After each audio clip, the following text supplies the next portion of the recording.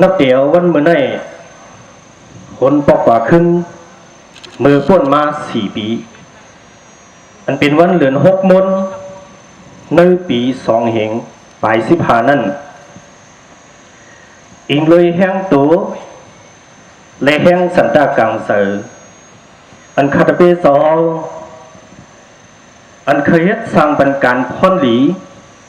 ตานาจองนาวันนาวิงนาเมืองเฮาซึ่งคือภาษาศาสนาลิกไลไตเอายิ่งให้เป็นแสงไฟตั้งหูตั้งหมอปัญญาอ่อนขับหนึ่งหันหนึ่งอันที่สร้างถ่องพึ่งเป็นเส้นตั้งอันที่สร้างเป็นซิกขึ้นไลอ่อนตาเศร้าสั่งตาเศร้าเขาอีกเลยตะกายิ่งตะกาไซอุปาสกาอุปาสิกาเขาพระได้สร้างเลยไต่เต้ายังขึ้นสู่เป็นหูปลายหันเกี่ยวกับเลยขอสั่งความสอน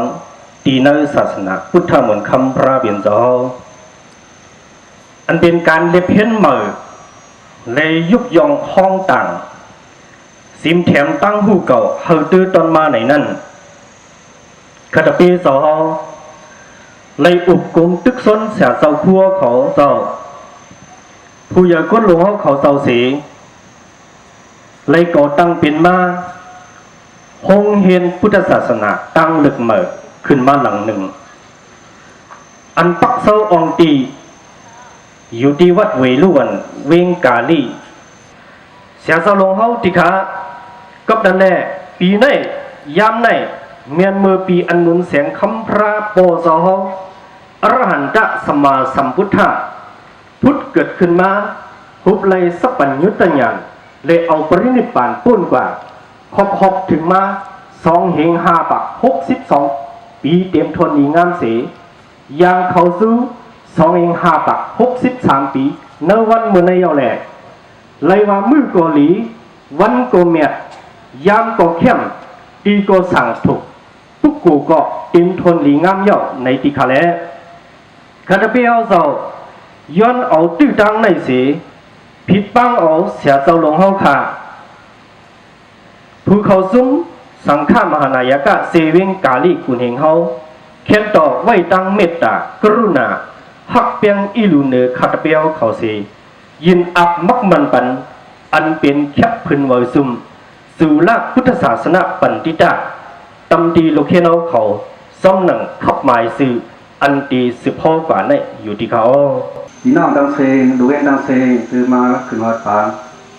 ปันจุมคูดูเวนเฮาเขาวันเมื่อไหร่ปีไหนกันเนาะปล่อยเฮาขาดตั้งแต่มาวันเมื่อว่าเมื่อไหร่ก็เป็นปล่อยปันชูดูเวนเขาเนี่ยเป็นวันมีมังกรเป็นวันอันเขาหาเสียตลาดดังเซงเลยที่คือปืนป่ามันน่าจะเด้สิค่ะหรือว่าเนี่ยเป็นวันพุทธเจ้าในกันเนาะวันพุทธะวันไหนบอกว่าวันพระเป็นเจ้าสิค่ะก็ภาษาในห้องว่าพุทธะเนี่ย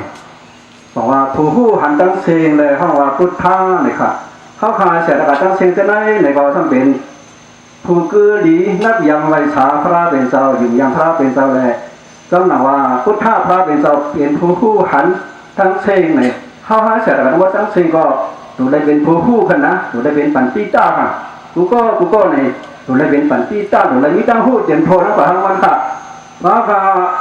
มีตั้งหูในเขาผัดเป้ตัวเป้ใส่กันนะพวกเขาผัดในดูได้เป้ตัวเป้ใส่เฮได้ย่างขึ้นกว่าที่สูงอันเขาทำมุงมาอันวัดติกัดเย็นกูก็ตั้งเสียงในตรงน้ำมันเป็นลูกเขียนเขาตั้งเสียง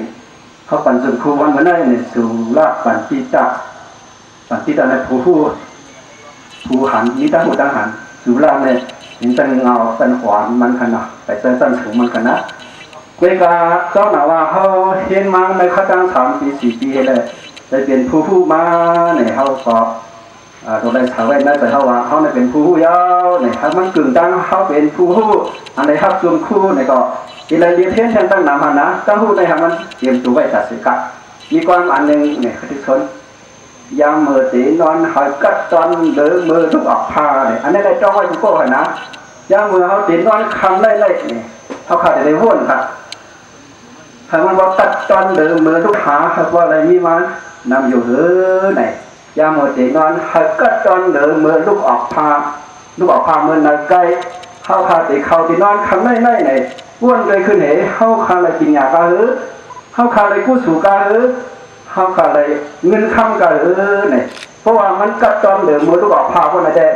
มันเดินคืออย่างมาสงขยาเข้าคาตั้งเสียงไหนข้าคืออย่างว่าสูงข้าเป็นผู้ฮู้ข้าเป็นปันติตากันเนาะเพราะข้าเป็นปันติตาเป็นผู้ฮู้มีไปหันว่าได้ซื้อไม่ข้าตีหมออยู่หมอเช่าหมอไว้วางใจตีหมอต่อสู้แล้วก็ทำตราให้ได้ตีย่างขึ้นกว่าสูงตีสูงอันว่ามาสูงอันว่านั้นอันนั้นเขาตั้งเสียงมุมมองอยู่นะไหนตีถึงตีขยาวกับบนในช่องหนังเสาคู่หมาวันเจ้าอ่อนหัวน้ำนาเสด็จพบต่างมาคงเห็นนะศาสนาพุทธศาสนาเนี่ยอีในเนี่ยเขาก็มีปัง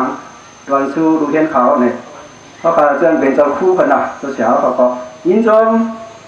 ขอบใจอย่างนั้นดูเห็นเขาใจเห็นมาอ่ำกาตอนนั้นเจ้าแต่หน้าเจ้าเขาขนาดอันบัดเอ็นบัดให้เขาคาที่กุนอ๋อในพอเอาลงจากที่มาเขาในเป็นมาบัดเอ็นบัดแห้งนะแห้งการเห็นเขาเมื่อนาเขาบอกคืบหน้ากว่าเขาก็คืออย่างมาสูงนั่นแหละมาตั้งกันตีหงตีหกวัดเนาะว่าเป็นจุ่มในเดือนนี้เขาทำมาดูมาไว้มาช้ามาเป็นเพลงแล้วก็เป็นที่ตั้งเพลงมุ่งวางว่าเมื่อนามาไหนเป็นมีผู้อันเข้าใจการเทศน์เนาะผู้อันเข้าใจการเทศน์อะไรมาเรียนเห็นมาปัญหาเขาขาดเมื่อนาเนี่ยคนในย้อนเข้าใจถึงทุกคนค่ะจะเอาเสื้อมาเยาทิ้งมาผมจะขาดสภาพทั้งหมดตั้งแต่เสื้อเยาทิ้งมาผมไม่รู้เห็นเขาซื้ออันมาคืนเขามาขับถึงผู้ป่าเยาเนี่ยเขาเลยสืบเรื่องการเห็นเขาขาดกว่าเสียเขาขาดทุกคนอ่านว่าผู้ใหญ่คนโดอ่านว่าทุกอ่อนทุกล่างต่างที่เขาเมื่อนาเนี่ยเขาอ่อนกันเข้าใจสักข้อเสียได้เขาได้เป็นผู้หันเนาะเขาได้เป็นปัญจิตาทุกข้อเสียกันเนี่ยเพราะเขาเป็นปัญจิตาเป็นผู้เยาคนในซื้อเนี่ยอันนั้นความมุ่งว่างว่าต้องกัดเย็นซื้อหลักษาต้องขึ้นอย่างมาซึมอันนั้นมันได้เป็นมาอยู่อันห้าในกระบวนการนั่นแหละเขาได้เห็นหุ้นนำเสเจ้าหนังเขาขายยังอันตีกัดเย็นซื้อสามนั่งเมืองกวนหื้อได้สัง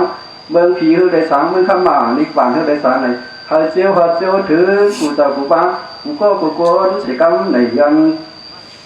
เมตตาถึงสุดองเก่าย้อนถึงทุกอย่างเราตั้งเสกตะกัดสถานทั้งหมดตั้งเสกนี่ซึ่งนั้นไหนเขาอยู่ดีกินวันกัดเย็นซื้อสาบมังกรเพียงคนบนซื้อสายเสลให้ทางกันเรากี่เราดูตลาดคืออย่างมาสมมีเงินมีคำมีสิ่งมีคำอายุยาวินห่างดีคือพื้นกันผู้ชายผู้บ้าผู้ก็ผู้คนเสียกรรมไปที่ขันอ๋อมีจ้างผมจุ่มขอบเจอใหญ่นำจี้จี้ว่าในซีคณะย้อนขอดยอดปลายกว้านมีหนังในที่เขาเมื่อสูงจ้างเซงค่ะ